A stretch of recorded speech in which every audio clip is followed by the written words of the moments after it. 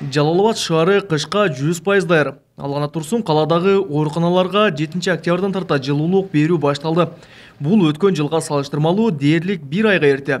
Муну жергиликтүү бийликтен пандемияга байланыштуу кабыл алынган чечим экенин билдиришти.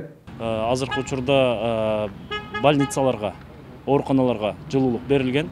Ал эми баягы көп кабаттуу үйлөргө жылуулук берүү жагы өзүнүн баягы тартиби менен +8 градустан ашпай бир 5 күнгө созула турган болсо, ага дагы жылуулук берүү каралып атат.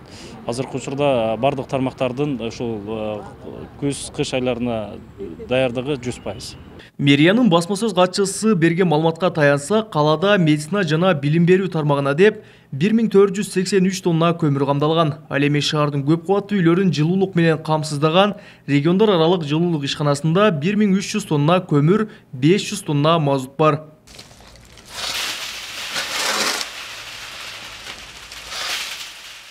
Жогордагы күйүүчү заттардын жер үйлөргө такыр тиешеси жок. Алар кышка отун жана көмүрдү өздөрү камдашы керек. Учурда шаарда 1 килограмм көмүрдүн баасы сапатына карап 1,5 сомдон 6 сомго чейин сатылууда. Сатуучулар быйыл көмүрдүн баасы жылдагыдан бир топ эле жогору дешет. Бул көмүрдүн шахталардан келбей калганынан эмес, болгону базарда азык-түлүктүн баасы жогорулап, ал башка товарларга да таасирин тийгизүүдө.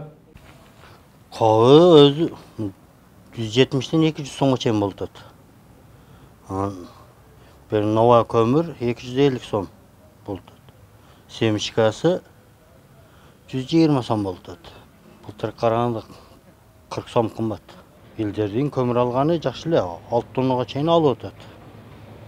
Каптаган алып атат, килелеген алышып атат. Белгилей кетсек, Жалал Абад облусунда 1076 социалдык объект бар. Өкмөттүн облустагы өкүлчүлүгүнөн билдиришкендей, алардын арасында медициналык мекемелер 95%, билим берүү мекемелери 57%га көмүр менен камсыз болду. Кабылбек Көчкөнбай уулу, Тынчбек Дуболдаев, Жалал Абад облусу.